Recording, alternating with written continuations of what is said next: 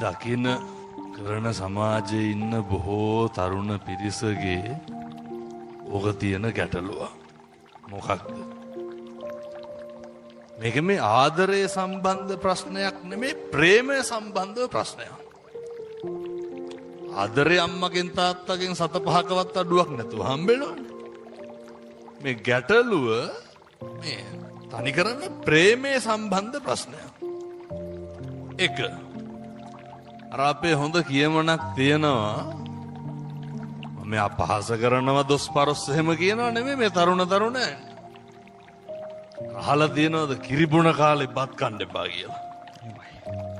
ඒක දරා ගන්න හරි අමාරුයි. ඉගෙන ගන්න කාලේ කරන්න ඕනේ ඉගෙන ගන්න එක. ප්‍රේම සම්බන්ධතා ගොඩනගනවා කියන එක ඒක මේ අතිරේක කාරණයක්. මොකද මෙහෙම දේශනා කරන්න හේතුව මේක තමයි දරා ගන්න බැරිකම. මේකට ඔය දඩබ්බර තරුණයෝ කියනවා බජාර භාෂාවෙන්, අර සමහරව කියනවා ජෙල කියලානේ. එතකොට අපි හැම වෙලේම බලනවා මේ දැන් මේ අපේ දියණියගේ ගැටලුව තියෙන්නේ, දියණිය කිසි අවස්ථාවක කනගාටු වෙන්නේ නැහැ මට ප්‍රේම සම්බන්ධතාවයක් නැහැ කියලා. ඒ අතින් දියණිය බොහොම විශිෂ්ට තැනක ඉන්නවා. හැබැයි දියණියට තියෙන ගැටලුව තමයි මට ප්‍රේම සම්බන්ධතාවයක් නැහැ, මට අවශ්‍යත් නැහැ. හැබැයි හාමුදුරුවනේ මට දරා ගන්න බෑ මේ අනුන් කරන කියන ඒවා. මට දරා ගන්න බෑ මේ අනුන්ගෙන් එන අපවාද, පීඩනය. එක ජීවිතේ පුරුදු වෙන්න ඕන පුතේ, මේක අහගෙන ඉන්න සියලු දෙනාම දැනගන්න එක හොඳයි. මේ ජීවිතේ අපි කේන්ති ගන්න තරමක් කේන්ති ගන්න කවුරු හින්දාද? අනුන් හින්දා. මේ ජීවිතේ කලබල වෙන තරමක් කලබල වෙන්නේ කවුරු හින්දාද? අනුන් හින්දා. හැබැයි අපිට ඊට වඩා ඔය සංස්කෘත පඬිවරයෙක් කියනවා නච්චාදේපි කවුපේනං දංශමස කාපහම් සුනක් පුච්චම අර්ථම් පණ්ඩිතං ධර්ම වර්ජිතං. දැකලා තියෙනවද අර හැම සතෙකුටම නගුටක් තියෙනවනේ. මට කියමු බලන්න, බල්ලට උගේ නගුටෙන් ඇති ප්‍රයෝජනය මොකද්ද කියලා. අපූර්වට අඩුම තරමේ බල්ලගේ විලිවත් වහගන්න පුළුවන්. අපූර්වට නැට්ට කපු බල්ලෝ අපූර්වට රාජකාරී කරන්නේ නේ. එතකොට පඬිවරයා කියනවා මේ සදාචාරය හික්මීම මේ ටික තුලින් ගදරදි ස්වයංපෝෂිත නම් ඒ ටික ගැන හිතලා සතුටු වෙන්න ඒ මිනිස්සු හරි දුර්ලභයි. හැබැයි පිටස්තර ලෝකයෙන් නැගෙන යෝජනා චෝදනා අපවාදවලට පිළිතුරු හොය හොයා ඉන්න ගියොත් එහෙම මේ දරුවන්ට මොකද වෙන්නේ? ඉගෙන ගන්න හම්බෙනවා. අර අපි ප්‍රමිතිගත වුණාට පස්සේ, අපි සම්පූර්ණ වුණාට පස්සේ ඒ වගේ අඩුපාඩුවක් වෙන්නේ නැති වෙයි.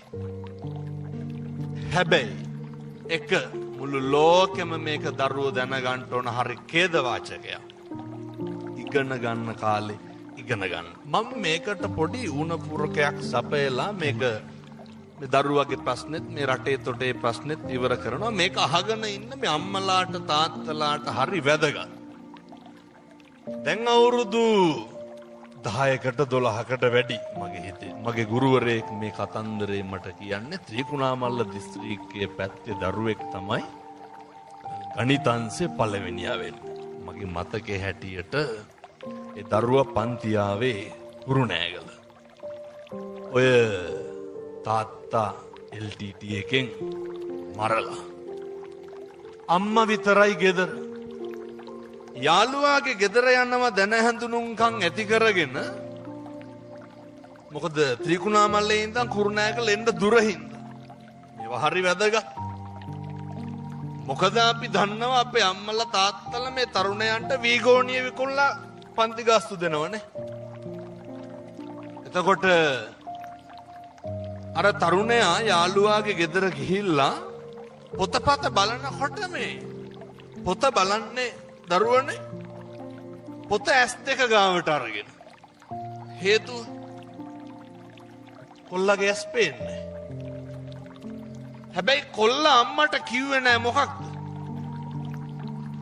මට ඇස් පේන්නේ නෑ කියලා කිව්වේ නෑ. ඇයි ඒ?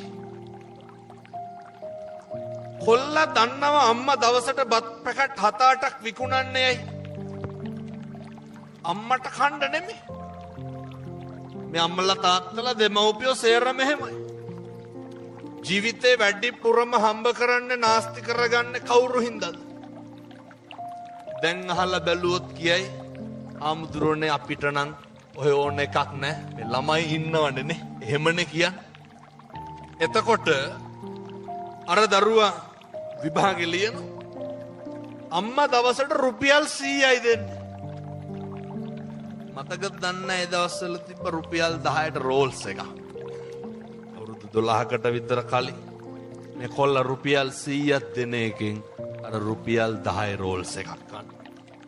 අද ඒක එහෙමද? නෑ. අම්මගේ ලේ කඳුළු දහඩියට උපරිම සාධාරණයක් කරනවා.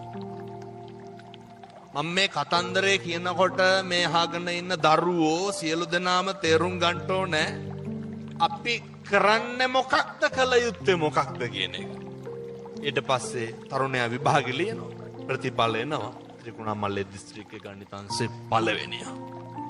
ඉංජිනේරු වරයෙක් විදිහට මොරටු විශ්වවිද්‍යාලයට ඇතුළත් වෙනවා. ඒ අවුරුදු 4-3 ඉවර වෙන්න කලින් ජපානයෙන් ඉන්ටර්විව් එකක් තියෙනවා. ඔල්ල ජපාන් යනවා. කාත් එක්කද? අම්මත් එක්ක. දැන් පැහැදිලි කරගන්න ඕනේ වෙන මොකුත් අවශ්‍ය නැහැ. දැන ඉගෙන ගත්තම තමයි කෙනෙකුගේ වත්කම. එක ඉගෙන ගන්නයි ඕනේ.